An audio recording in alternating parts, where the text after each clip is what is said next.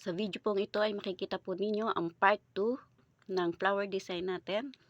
At ito po ay ang petals combination. Matapos pong mabuo ang petals ay itatahi na po ang inner and outer na petals diyan sa tela. Ayan, ganyan po gawin at pagmasdan po ninyo ang bawat tusok ng karayom. Ang susunod naman po ay tatahian na po ng bullion nut and French nut ang gitna. Ayan, ganyan po gawin ang bullion nut.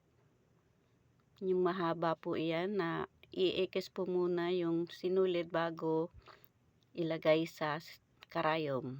Ayan, ganyan po ang paggawa ng bullion nut. At yan naman po, sa bawat pagitan po ng bullion nut ay lalagyan po ng French nut stitch. Iikot po ng 2 beses ang punong sinulid sa dulo ng karayom at itusok sa pinagtusukan. Sana po nagustuhan ninyo ang video ito. Please follow and subscribe. Thank you for watching.